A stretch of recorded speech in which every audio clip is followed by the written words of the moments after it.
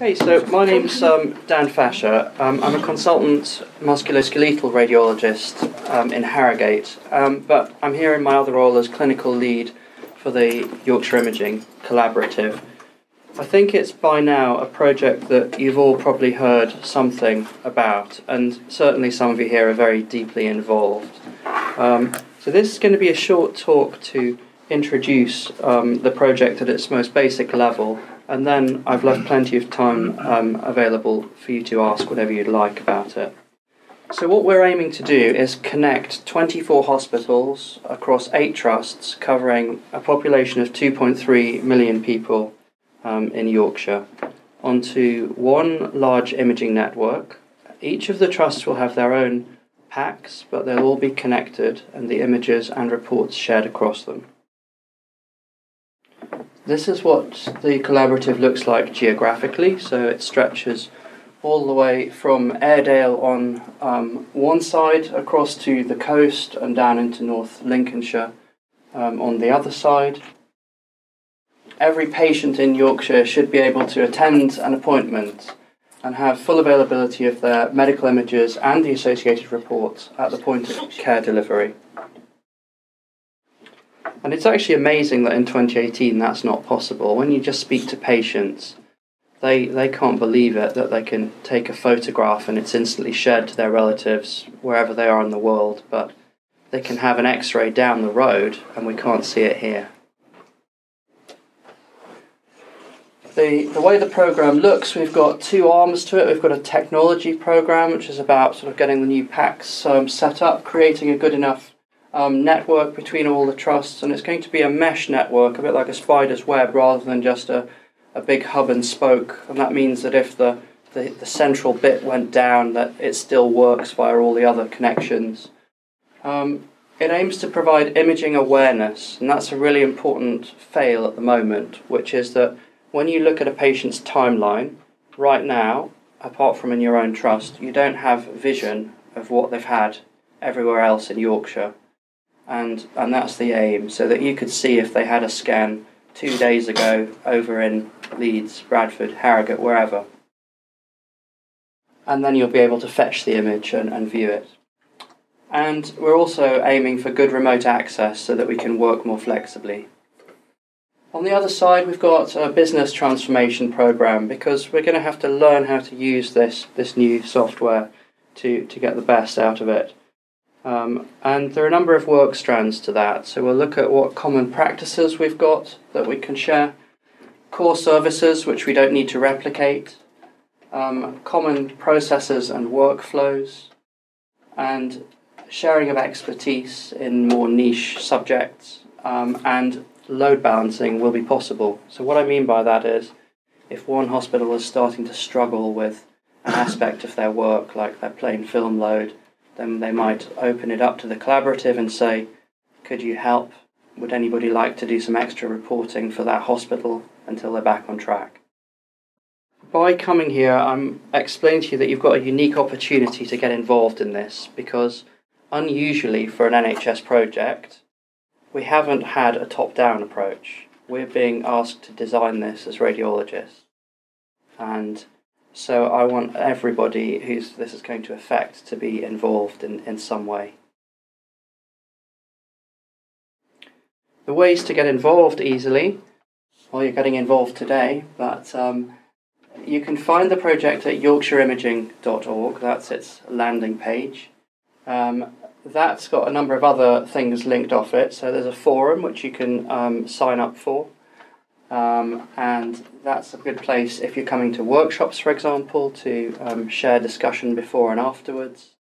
It's certainly a good place to talk about tech problems during your installation. And if you've got any bright ideas, post them on there. We also use the Twitter account at Yorks Imaging, and we're holding a series of workshops, of which the first one is on Wednesday. So that's what the website looks like. All of the events that we're holding, you can self-book into them. You just click through and book yourself a place. That's the discussion forum.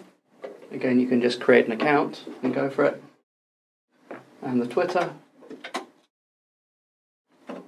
Now, to explain why we're doing this, I want to give you a bigger picture of what's happening in radiology in the UK. In October 2016, at the Royal College of Radiologists, the Informatics Committee, of which I'm a member, we wrote this paper called Who Shares Wins, and it's a vision for the future of radiology connectivity in the UK. It highlights that the ultimate goal is a UK-wide network, and the way that they think that we should achieve that is by starting with regional networks. It's also an idea which has been supported by the NHS, and specifically NHS Improvement, who have given vanguard status to the East Midlands Collaborative. And there are some other example networks that are doing well, such as the one in Cheshire and Mersey. And recently the health authorities have formed STPs, and one of their big visions is to share services. So it's well aligned with that too. We've got another good reason to do this. The radiology workforce needs to redesign itself because we've got some problems on our hands. We are said to be a workforce in crisis. 29% of consultants within Yorkshire will retire within the next 5 years. And we don't have sufficient trainees with the right skill set coming through at the moment to replace them one for one. So with some smarter work practices, we might be able to tackle that. Beyond that, we already have consultant vacancies, which stand at between 9 and 25% around the country, depending on where you are. So this was something I put forward for this paper for the college, which is my vision of how we will connect the United Kingdom. So if you start on the left at the regional view, we take individual hospitals, they're the red dots, and we connect them in a hub and spoke model into regional networks. And then eventually, when everywhere has a regional network, we can form a giant hub and spoke model seen on the right. And with that, you should be able to search for images anywhere in the United Kingdom and retrieve them.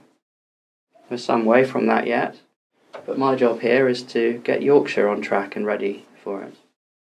So most of the hospitals across the patch are participating. The ones who are missing in action tend to be in the south of Yorkshire, and they're forming their own collaborative. So they're not really missing out, they're just making their own one, and they'll be able to connect up eventually. As I said, the notable absentee is York. This is the project dashboard. It's how we look in terms of progress as of February 2018. So the technical programme, actually all the hospitals have got work ongoing, but I only give them any sort of coloured status of progress when they start moving their data. And Harrogate's bulk moving its data at the moment, so it will be the first hospital to go live with the new packs. On the other side of the programme, we have got lots of workshops booked, and as I said, the first one looking at our common practices is on Wednesday this week. Yeah, another plug for it. Still time to sign up. Are any of you coming to that one? Thought so. Yeah. So here's just a preview for everybody on what's going to go ahead in that workshop. Really, the workshop is to ask you all to come up with ideas of how you think we practice commonly, and what things we can share and learn from each other. But it's quite hard being given a totally blank slate, so I've come up with a few ideas to start with.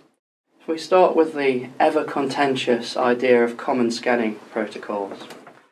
And I think the way to go about this is to look at things where we already work in a very networked manner, such as cancer and trauma, where it would make sense to have, for example, a common trauma protocol, because the patient may well land in my hospital, have a CT scan, be stabilised, and then move to the major trauma centre. And it would make sense for them to receive a scan, or not receive actually, see a scan on this network, but they're familiar with the protocol for, and not have to get their head round what we've done ourselves. The same may be true of the cancer networks, which already have regionalised MDTs. What I would suggest, though, is a minimum dataset approach and not a megalomaniac approach, because the latter will not work. So to say, for example, we would expect an MRI of the knee to have these 4 sequences as a minimum if you want them regionally reviewed. Beyond that, you may do what you like, but that's a suggestion. The other way that this might be good is when we get new equipment and we don't really know what protocols to use. And if we've already got a site that have got experience and have a protocol, to share it and say, here's a starting point for you to try. And we aim to put all of these protocols online so that they're easily accessible for that moment that you get your new scanner. Safety practices are another one that we could easily share experience with. I don't think anybody finds it that exciting writing contrast and contrast reaction protocols. And wouldn't it be great if somebody had already created a white labelled document for you which has been approved by an expert panel, read by lawyers, and read in terms of its legibility and usability, and you just need to drop your hospital's logo on it and off you go. Similarly, regionalised priority coding so that we all call urgent the same thing.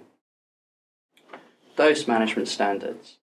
It kind of already is regionalised. The physicists that we use are a small pool of people, so they're doing it already. To share those records publicly and show which scanners produce the best results or which protocols people are using that get the best compromise of quality and dose would just be useful. Similarly with patient documents. Again, I don't think it's that exciting writing a document that says what to do after you've had your contrast injection. We could produce a white labelled one that you could all share. If you love that topic, you're welcome to extend the document and add your own nuances to it. But it would be very helpful to have a baseline document to get a department up and running. It would be easier to stay on top of your documents and meet those reviews that we all say we do every 3 to 5 years.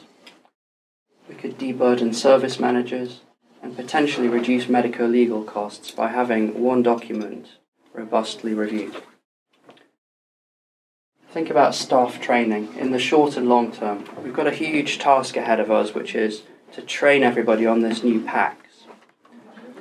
If we had good online training materials that you can view without having to go to a location, without having to meet a trainer, you could get quite a head start. Same with the in-person training. We could hold workshops which you can drop into regularly rather than that one opportunity to get trained that you might miss. By having point of reference training material, even months after the PACS has been installed, you can look it up and keep learning. They're just some ideas that I've had. Thinking about why we should do this, thinking who shares wins. Hospitals win and patients win. Our hospitals win? Well, they've already won by making early cost savings in the procurement process of getting the same packs together. We can promote wide area insourcing of our work. We can promote staff mobility. You might not like the sound of staff mobility. You think, are we going to lose staff? But it means that you've got a large work pool to draw upon. And people do inevitably move around, but you've also got access to staff who want to move in and out, who've used all the same systems, they land and they can work right away. There are long-term cost efficiencies that I probably don't even know about that will come from having a common PACS. The shared infrastructure is less costly, and the potential of sharing staff should save us costs. And what sort of staff could we share, though? You think about your PACS managers. They're probably overrun with work. If we had a regionalised PACS team, they could take care of some of these tasks for us. Patients will benefit because their images and reports will be available when they go to see their doctor. They'll have access to better diagnostics with a wider choice, and ultimately a lack of postcode lottery. So sometimes at the moment, I've seen the stats, they wait much longer for certain scans in one place than they do another. There would be the possibility for them to spread themselves around and go and get scanned somewhere else because it's sooner, or simply for the work in the overly busy place to be spread around. Naturally, there's lots of infrastructure which is needed to go with this, such as the financial mechanisms to pay the different hospitals and scanning centres. but it's all stuff we're thinking about. So what we've got here is a unique chance to shape how radiology is going to be for us in Yorkshire over the next 10 plus years. So I'd really encourage you all to get involved and share ideas and come to these workshops and let me feed them through and make sure that they happen. Now it's over to you. Questions? Well, a couple of questions. Firstly, when are you looking to go live? Secondly, is this sort of platform neutral, or are we all obliged to go for the same provider? And number three, are your local hospital images going to be stored locally or in a cluster data store? Right, I'll take it in reverse order. Yeah. The way that we've designed this is that images will always be stored at their origin site. Yeah. So you do a scan here, it's going to live here permanently. Then it can be viewed in two ways in everywhere else. So if you want it immediately on demand, it can be streamed. If you want the full fidelity images, you can click Pull Locally, and then there'll be a data retention policy which is collaborative wide, so that the pulled images are auto-purged after 3 months. I'm saying 3 months, we haven't fully agreed, but I think that's a good time. That way we won't have loads of duplicates. They'll always live back in the origin site. But remember, the big difference is that they'll be available on demand, and they're not at the moment. Yeah, it was just because in the past with cluster data stores, the retrieval times for anything more than 6 months was a real ball ache. So. And bear in mind, the whole network is designed differently, so it's not all depending on one centralised data store. It's a mesh network of lots of connections between the hospitals, and it's going to route them smartly to pull them through the most time-effective method. And so even if there will be a data centre to coordinate it all, even if that goes down, it still works through the other routes. It'll just be a bit slower then if the main centre's down. What were the other questions? Platform? So in terms of your choice of PACS provider, is that fixed, or are you? It's been agreed. Yeah. You know, your hospital, your trust have already agreed to use the AGFA platform. But I'm just hypothesising in terms of if you chose a different provider, could you link up to the same? Yes, because there are two parts to this. There is your own local PACS, and then there is the image sharing solution, the enterprise sharing solution as it's called, and they're separate. And you could work with two different products. Your life will always be easier if you have the same vendor product, but it's not impossible because it all runs on common DICOM and HL7 standards. And what was your final? When are you looking to go live? Well, ideally. Where though? Because there's lots of the whole thing. Yorkshire, yeah. It won't really be one kind of visible big bang. Okay. It will happen gradually. So the first thing that we'll do is that we will put the sharing network in place. So Zero Viewer is the viewer that all of the rest of the hospital use, whereas you'll use the PACS, the enterprise imaging it's called. And Zero Viewer is actually in place in all of the hospitals. Not all of them have turned it on yet and made it live, and we haven't connected them together, but the infrastructure is there.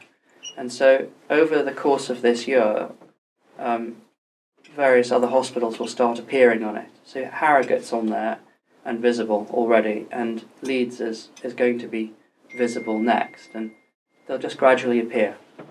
On the Zero Viewer. So that will be for the clinicians of the hospital, but you can use it as well, but you're not going to report through Zero Viewer. Then when you install enterprise imaging, the full PACS, you'll get the same experience, but on your PACS.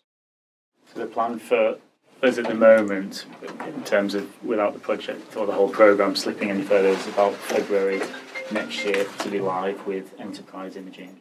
Zero is technically live at the moment, but we're just hasn't been rolled out yet in terms of we need to have conversations with the clinical teams and work out the functionality of Zero so that we're not making a backward step by giving them Zero at the time being. And that's been one of the issues, I think, in the project so far. So everyone's used to using Hag for Impacts, and we're not quite sure yet if the functionality of Zero matches what people have been using traditionally within Hag for Impacts. So we're just working that through stepwise at the moment to make sure we don't cause problems. That's right. What we've been doing so far is all the clinicians have had the same packs that we've been using, very fully featured. And now we are going to give them a viewer which is sort of less featured, but has different features, like you can see all the images across the region. But there'll always be a learning curve to this, and people don't take well to learning curves when they've got a day job to do. So that's one of the big challenges for it. But even before you get enterprise imaging, your new packs, you'll be able to, for example, in your MDTs, sit and use Zero to look up stuff from around the region. So actually the sort of outcome of seeing images and reports from anywhere will come much sooner than the project ends. Anybody else? Got any questions? So I think in terms of sort of where we've been involved in this organisation going forward, a lot of this started off 2-3 years ago, and it's all been very much built around the sort of the technology drive and getting sort of the regional pack solution. In terms of answering the question about when and whether you could get something else, everywhere signed up for a 10-year contract with it. So this is the regional solution for the next 10 years. What happens after that is depends how it goes in that time period. And for me, I look at it in stages, and stage one was very much about getting this regional pack solution with all the opportunities for sharing. But there's still, and now the transformation, which is what Dan and Gary are leading here, is about how we then use that technology as a region to take things forward and make things better for all of us. And that's sort of what is really starting now, and that's what all the workshops are about, and that's where we need to sort of input how it works here. So there's a learning curve for the team, for the other trusts, because everyone works differently. They need to know how things work here so we can help guide and influence what happens to the best advantage of our patients and the systems and processes in the hospital. I was going to say, I don't know if there's time, but I'll come from the other side of the Pennines. And on the other side of the Pennines, I don't know if you probably already know, they have some sort of collaboration already happening. For instance, over there, CRIS, all the hospitals that are on CRIS share the one sort of version. So if a patient has had different images in different hospitals, CRIS will show all of the reports from all of those images. I don't have to pull them. Yeah. But the way they have got their pack set up is if I want to review each of those images, then I have to individually log into each of those hospitals, put in the patient's name, and sometimes the weird thing is that the patient changes their name somewhere along the route. And so you put in the name and you don't get any images, even though CRIS says that they've had something there. So, well, it sounds like they have done the best with what they've got to achieve some sort of sharing. Here I am, MDT. Patient says they've had images done in Leeds. Okay, I want to look at those images. Does that mean I have to now say, log in to the Leeds and then? Well, right now you do, or maybe you can't even do that. Maybe you have to use Image Exchange Portal. Yes. This completely gets rid of all that. For all of the participating hospitals in this network, you will not use RIS and PACS separately anymore. You will look at one screen, which will be PACS Enterprise Imaging. Okay. It will pull all of the data out of RIS and show it to you without needing to hop between windows all the time. Yeah. And it will show you a timeline of a patient's imaging, which is unified across the county. Okay. So, if you find John Smith and he's had imaging in 8 hospitals over the last 10 weeks, it will all appear there. And you'll be able to see where he had it, what time, etc. And then you can either... And then you'll be pulling those images from each hospital individually. Well, you have 2 choices. You can either, if you have immediacy on your hands, like you're sitting in that MDT and you just got to show them, then you just double click and open away, and they will stream. So when you stream something, you're not going to get full fidelity. You know, in the same way that video that you watch buffers while it grabs enough data, that will be the same. But if you wanted to prepare your MDT in advance and have full fidelity, you could find the images and click pull local, and then it would download them ready. But the performance of the streaming should be adequate for you to function in a situation like somebody brings a patient that's not on the MDT list and says, "Can we just look at this one?" I think the streaming used to be, functional in the Northwest, but it lost function as more and more people that realized that they had to pull images, and more people were pulling images. The streaming was and it's a real possibility. But the way we've all designed the contracts for this product, is that if that happens, then our technology partners, AGFA, have to just modify to meet demand. We haven't said to them, give us this model of server and that will be fine for the next 10 years. We've given them performance standards to meet.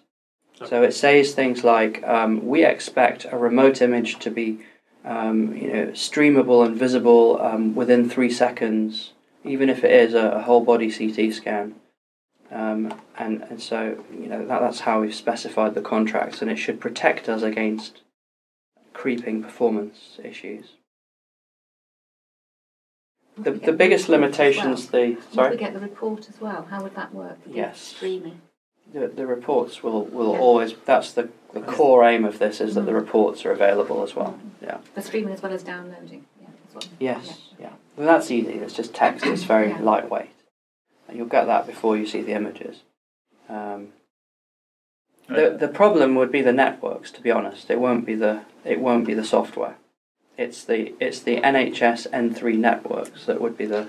I think that was the issue. Point of failure of that's what was failing in Manchester. Yeah. So, yes, we may have to work with our trusts to keep the network performance good and keep upgrading them if this really takes off. And this obviously doesn't address patients that are seen by private providers, and I mean some of the GPs have MR vans that attend their practice. So, are you planning on ultimately including them, or because we have a number of patients? That would be up to the private providers to sign up to the Yorkshire Imaging Collaborative and negotiate a bridge into it. We've certainly discussed that and hope that some of them will do that, but they're driven by different purposes to the rest of the service. And I think one of the things that we've talked about, and this is by no means a definite, but it's an idea, is that there would be a new set of standards to offer imaging to patients across the collaborative patch. So if you've got an MR van, let's say, yes, you can have the contract worth however much, but one of the standards would be you are signed up to this imaging collaborative and will deliver your results onto the collaborative packs rather than on a CD, because we know it just creates work for all the hospitals at the moment. I think that's one of the benefits of being in a collaborative, is that you can potentially, as a group, have different conversation with commissioners. When they are commissioning services, you can then, as a group, all go and say, actually, don't do it that way because you're going to cause us all issues. Do it this way, which fits in and integrates with how the rest of us are doing it. So I think it does enable different conversations. I mean, where the fringe problems will arise will be the private hospitals who offer NHS, the old choose and book system. They will still present a difficulty because they're not sort of block commissioned services, whereas the imaging van that shows up is generally a block commissioned and not an ad hoc service. But we'll have to see. I mean, we can't. Governance helps us as well, because the Yorkshire Imaging Collaborative programme sits as part of the West Yorkshire Association of Acute Trusts, or WIAT as it's otherwise known. That's where the governance goes into WIAT. WIAT also then reports into I don't know whether is it still called 10cc or has it changed its name? The Committee in Common. So it then reports in, and all of the CCGs across West Yorkshire and Harrogate are signed up to that. So actually there's been a conversation that's been going on for probably about 3 or 4 years about single approaches to commissioning, and diagnostics has been mentioned as part of that. So actually that's where you get the driver of being able to say, we've said this is what the standard is of how imaging services need to be provided, and if you're going to commission AN van to come and do some work, they have to meet all of this as well. So I think the governance in that respect and the links into WIAT and up into the committees in common then would be a beneficial route to drive that.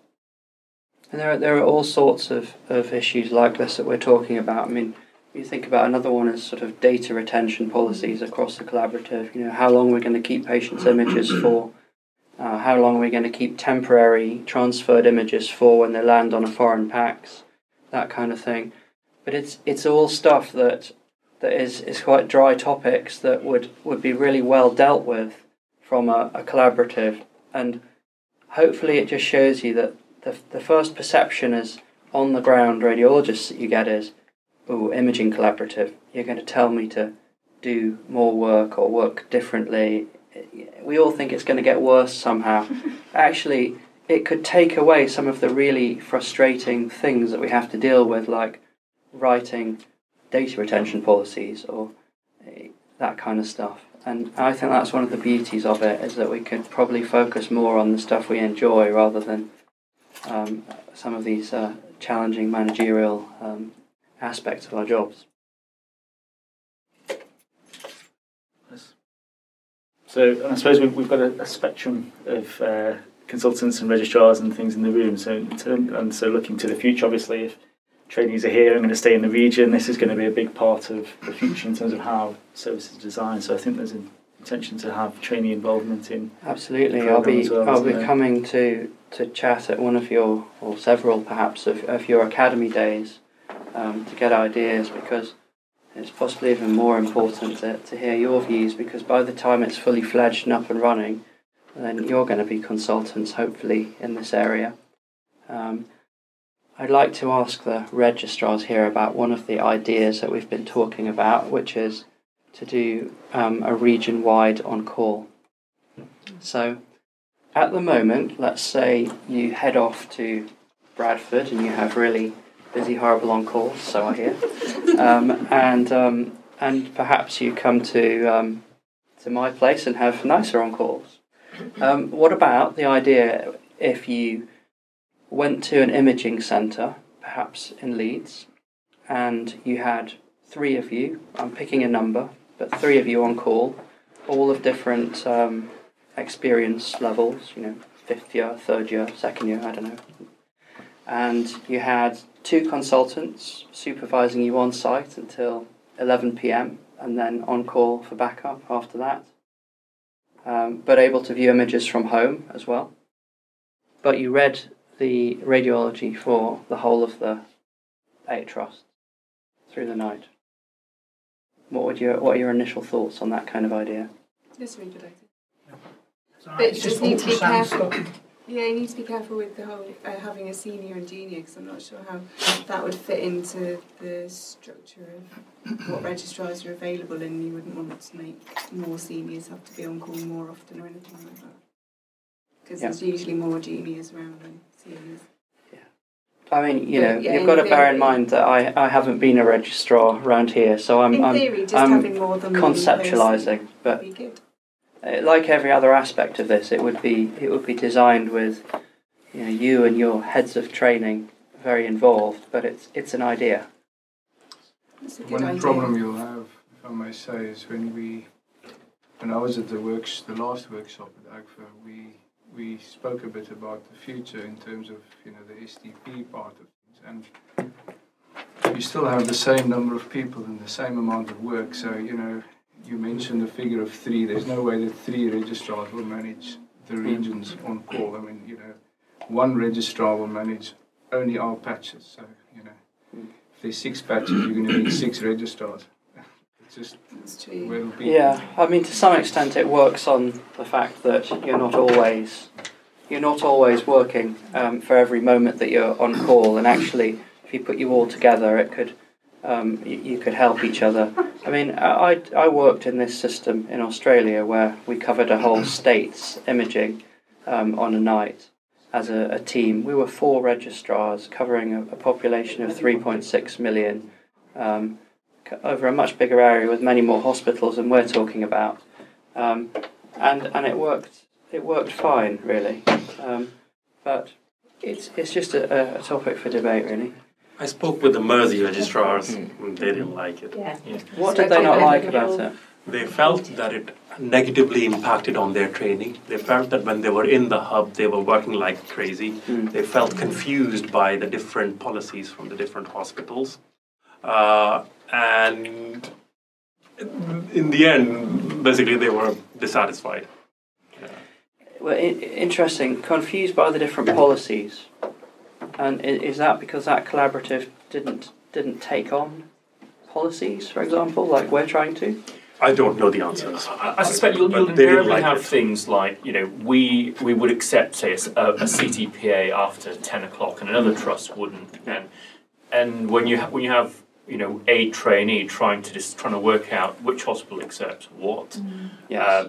I agree. I don't think it'll reduce the number of trainees you require on call. I think the intensity is very different now. I think most people on call phone is going off most of the time.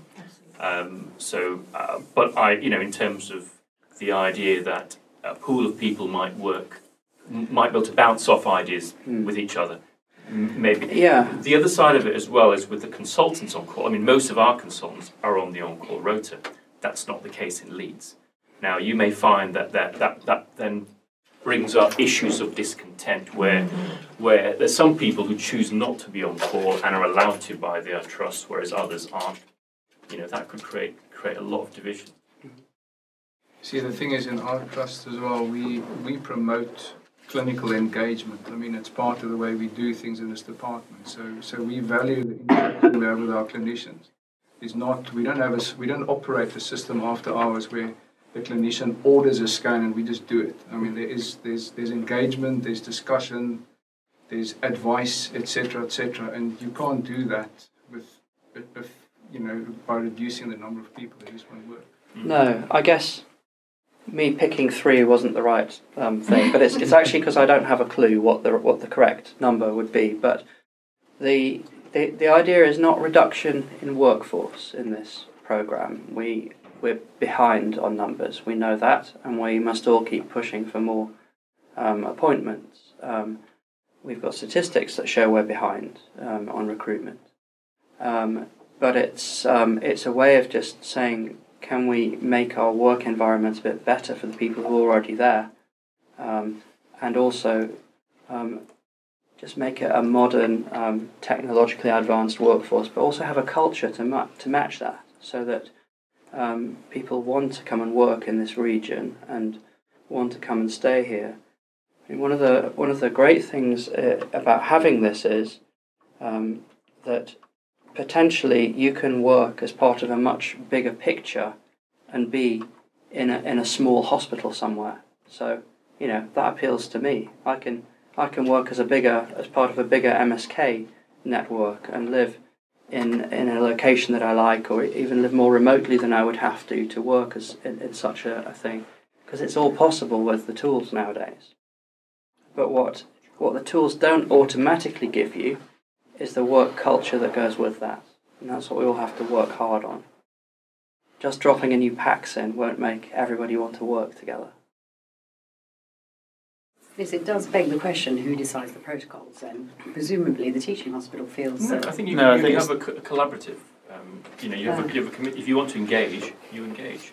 That's why you have to be part of the conversation, part of what's going on, and listening, getting feedback, and in terms of how it's sort of been, as I sort of said, the transformation element has been going alongside, but very slowly up to date, and it's going to start to accelerate now in the next few months, I feel. Yes. And in terms of how we're working it, so, I mean, Nick's been involved, I've been involved, Conrad and Andrea asked for help last time. We're at the last workshop, and going forward there's going to be a number of us that are going to have to take time out to go to these workshops, have these conversations with colleagues and other trusts, bring things back for discussion, and then take it forward from there. So I don't think there's anything going to be imposed. There might be times where you have to say, okay, well, doing it somebody else's way is, we'll have to make it a change and adapt, but that should hopefully even itself out over the whole programme, and that's sort of what we're aiming There'll be to do. nothing imposed. There might be some technical things which are chosen or imposed, if you like, but there'll be things like how we display the name of the radiographer. You know, HCPC number, forename, surname. Yeah. I don't think it's going to upset you, that kind of thing, is it? But when it came to a scan protocol, we're not aiming to have regionalised scan protocols, but we're going to have a talk on Wednesday at the workshop we're running about if some of the services might benefit, for example, from a minimum data set. So to say that if this is going to be shown at that MDT, we would expect it to at least have these 3 sequences. Beyond that, you can do what you like. That's the kind of conversation we'll be having about it. And published protocols would probably be there as a point of information rather than imposition. So to say, if you've bought a new scanner and somebody else has been using one for 4 years already and you don't know where to start, here's a protocol that you can pick up and run with until you've got your head around it. That's the level that we're aiming to do this on. Does that make you feel happier? No, we'll see. And I think so. Dan, going forward now, there's obviously the workshops coming up, which we're going to be involved with, and then bringing things back to have conversations internally. How might the rest of the group, therefore, be receiving information from the collaborative, from yourselves? Talk a little bit about the forum, the message boards, and the forums that you're trying to set up. Through this set of methods I showed you. So, going back a month, we sort of had nothing in place apart from a bit of a mailing list. We've still got a mailing list, but we aim to not bug you too much on that. If you're ever wondering where to start, yorkshireimaging.org links you to everything else. The forum is there for people who really want to dive in and get more involved. So it's like the sort of forum that you go to look something up, you know, how to reset your boiler and that kind of thing. You find a forum these days and look it up.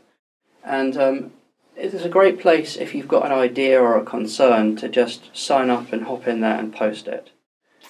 Not a load of activity at the moment. We've got a sort of couple of handfuls of people working in there. But as the workshops take place, this is going to be the place where when you go home and you forgot to put a great idea forward, you post it up on there. We will be watching this forum and capturing ideas from it. This is as good as going to one of the workshops in person. And shout at us on Twitter, that kind of thing. And there'll be information getting sent out frequently, which is that going to go to everybody on the mailing list? So do you have all? Yes, we've got a mailing list with all of the consultants, certainly. What I don't think we have is the registrars. And I mean, do you think it's of interest to the registrars to hear updates about this project, or would you rather just hear periodically through things like this? It's probably quite useful because it's going to affect us, isn't it? We're going to be working. Adam, what do you think? Yeah, I agree. I prefer to know. Yeah.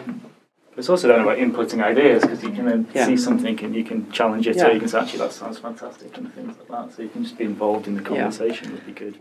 Something that we're about to start as well is through email. It's going to be a digest newsletter. So approximately every 2 weeks to 1 month, we're going to just send a summary of where we've been. So, for example, if you hadn't made it today, but you wanted to listen back to this, the digest email would have the link to the recording of it. And that would be another way to engage. Fantastic. Okay. Well, thank you very much for having us. Thank you for coming, Dan. Good to hear about it.